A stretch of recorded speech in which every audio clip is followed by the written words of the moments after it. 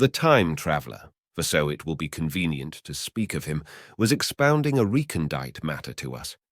His pale grey eyes shone and twinkled, and his usually pale face was flushed and animated.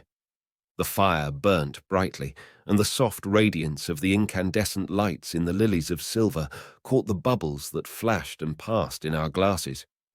Our chairs, being his patterns, embraced and caressed us rather than submitted to be sat upon, and there was that luxurious after-dinner atmosphere when thought runs gracefully free of the trammels of precision.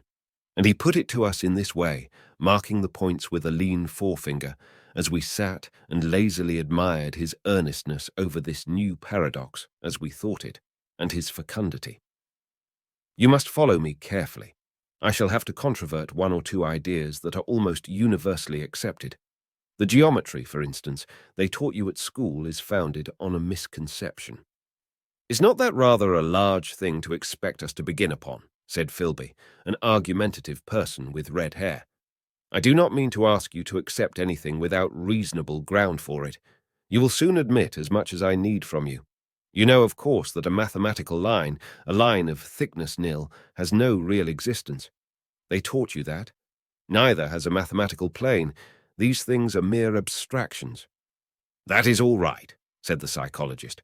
"Nor, having only length, breadth, and thickness, can a cube have a real existence." "There I object," said Philby. "Of course a solid body may exist, all real things. So most people think. But wait a moment.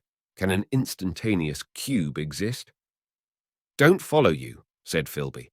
"Can a cube that does not last for any time at all have a real existence?" Philby became pensive.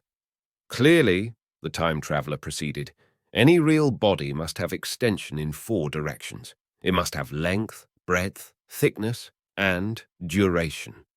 But through a natural infirmity of the flesh, which I will explain to you in a moment, we incline to overlook this fact.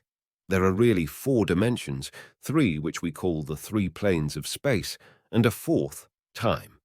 There is, however, a tendency to draw an unreal distinction between the former 3 dimensions and the latter, because it happens that our consciousness moves intermittently in one direction along the latter from the beginning to the end of our lives.